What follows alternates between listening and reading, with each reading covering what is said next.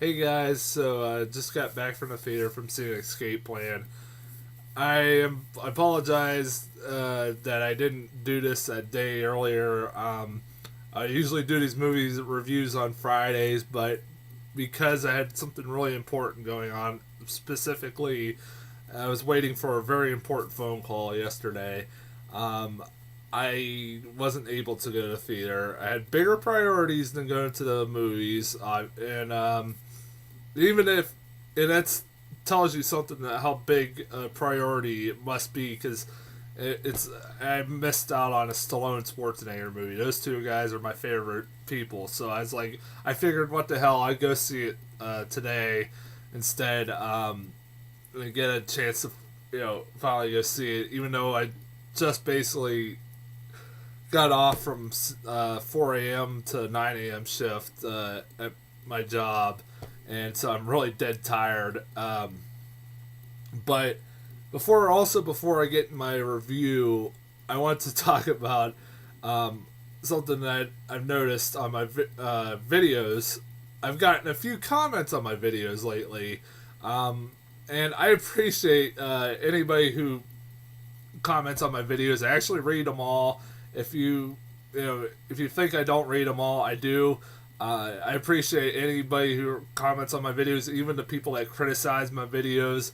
I know I'm not the greatest of speakers. I know I always say or stuff like that, or I like to repeat myself. But I, I know that, and I also want to send a thank you to the person that sent a comment. I don't have his name on here, but sent a comment on my VHS2 video yesterday. It was pretty funny. I did a VHS2 video like in June, and this guy wrote my video kind of making fun of me, but also giving me a compliment about my reviews and say they're insightful, and I appreciate that. Uh, and I want everybody to know I know I'm not the greatest of reviewers, hell, I'm just doing this on YouTube, and anybody could become a critic. I mean, I just do this for fun, uh, and you want to bash my videos, it's fine. I ain't gonna, I have a thick skin. I'm not gonna get pissed about it. I even got somebody who wrote me from Russia, and I recommend this. If you watch my videos and want to comment on them, remember this: I am from America, and I speak English, and because of that, I can't read Russian. So, for the love of God, write me in English if you're going to write a comment. Um, I mean, I know that sounds a little mean and a little narcissistic about America, but what the hell? I mean, how the hell am I supposed to understand? I did try to Google Translate what the guy said, and I believe it was some kind of insult, which, cool, I got a hater in Russia. Apparently my videos are being viewed in Russia. That's kind of cool. And apparently I have somebody that hates me in Russia. That's kind of cool. Whatever. I mean, it's no big deal. But if you, I just want to say that if you want to comment on my videos anytime, you're allowed. I have no issue with it. I like feedback, even if it is negative. I appreciate it, no matter what. But anyways, let's get into the review. I don't want to waste time because I ramble on way too much. That's another thing I would probably say was a criticism of mine. Let's talk about the movie. Going into this movie, I was really looking forward to it. And that's mainly because I'm a huge Schwarzenegger and Stallone fan. Especially when it comes to Schwarzenegger. I love the guy. I've always, been more of a Schwarzenegger guy than a Stallone guy, but both of those guys I enjoy immensely. And anytime they have a new movie, I go see it. I went and saw Last Stand when it came out earlier this year. Apparently, I was the only one. I also saw Bullet to the Head, which wasn't as good, but I still enjoyed it somewhat. It wasn't very good, but it was still somewhat enjoyable. But I definitely liked The Last Stand. I really did like The Last Stand. I actually own it. I was just watching it the other day. I really liked that movie.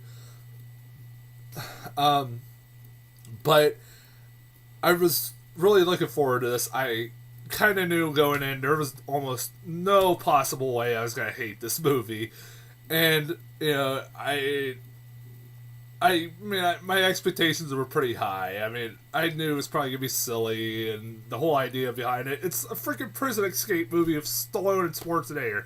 How awesome could that be? I mean, that's my mindset going in. It's like, this is a pretty cool concept for a movie, or for a Stallone Schwarzenegger movie. And I think it's crazy that these two, like, for years, never did a movie together until like Expendables. That's insane. Why did it take that long for those two to work together? I know Schwarzenegger went off to be governor, but they should have done something before that. I don't understand it. And both have said that before Expendables, they really wanted to work together a lot, but for some reason they never did, and it just baffles me. So, obviously, what do I think of the movie? Well, like I said, I liked it. You know what, I enjoyed this movie. I did. It was a typical Stallone Schwarzenegger movie. Yeah, it has really stupid stuff in it, and it has stuff that you could nitpick the shit if you want to. But honestly, this is a fun action movie. I had a blast. Definitely Schwarzenegger and Stallone carry this movie immensely. They are really a lot of fun. The chemistry between the two is just spot on. I love the back and forth repertoire between the two. They're always, I mean, these two are best friends, have been best friends for years, and you can tell, and they work well off one another, and they worked well off one another in the Expendables movies. In the short scenes that they are in, and they're in this movie. They have scenes together in this movie a lot more.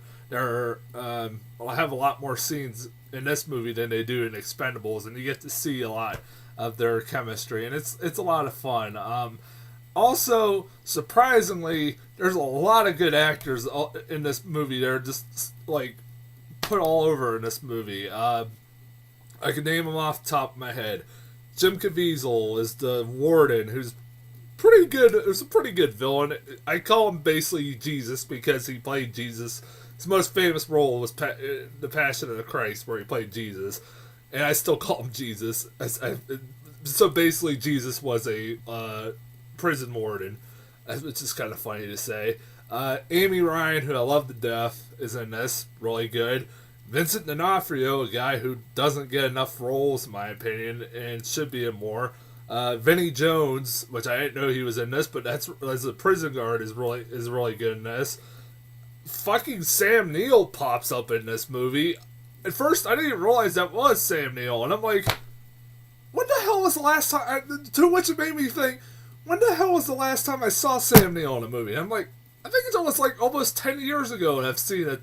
Last time since I've seen him in a theatrical movie. I know he's done TV stuff and stuff like that. I swear the last time I saw him in a movie was Jurassic Park 3. That was like 2001. I'm like, why the hell has he not been in a movie? Maybe I might be wrong. I mean, it's been a while, but it's been a really long time since I've seen him in a movie, and it's like, the hell has he been doing? I'm like, and he's good at this. He plays a doctor at the prison. And at first, I didn't recognize him. Like, is that Sam Neill? Like, nah, what the hell? He looks a little different. And you're like, wait a minute, it is Sam Neill. Sweet. I was like, I was really pumped for that. I didn't know he was in this movie. Like I said, this movie also is not very well written. I mean, it's not the most well written movie. It has stuff you can nitpick the shit, but this is a Schwarzenegger and Stallone movie. Why the fuck would you go in and nitpicking this shit? You could, you pick point, like, that it's not that, I don't think it's that easy to break out of a prison, because basically, Stallone's role, it is mostly a Stallone movie, and the fact that it focuses more on his character, that he, is basically a guy that gets hired, by prisons to basically try and break out of them. He basically does that for a living, goes in prisons and breaks out of them, and tries to help these prisons better their security systems in their prisons, obviously. Um, and it's and it's like, yeah, like the opening prison break scene is like, yeah, I'm not sure, I'm not 100% sure I'm pretty sure it's not that easy just to break out of prison. I'm pretty sure. Yeah, I mean, you have to throw logic out the window, and there's a lot of throwing logic out the window in this movie. And I'll give this movie points though with the rating. There's a lot of twists in this movie that I didn't really see coming. Now there is one twist that was pretty goddamn obvious, because the whole point of the movie is that Stallone gets set up. He takes this job at this this new prison facility run by Jim Caviezel, and he takes the job to try to break out of it. But he finds out he kind of gets set up, basically. He gets set up. And you kind of, if you've seen enough action movies or any movies altogether, enough of those, you could probably figure out who set him up. It's pretty goddamn easy. And they pretty much reveal that, like, halfway, not even halfway through the movie. So it's not really much of a secret. But there are some really good twists here and there, like where the prison is. I didn't definitely expect. I didn't really see that coming, because like there's a mystery of where this prison is, and when it is revealed, I'm like, oh, that's kind of different.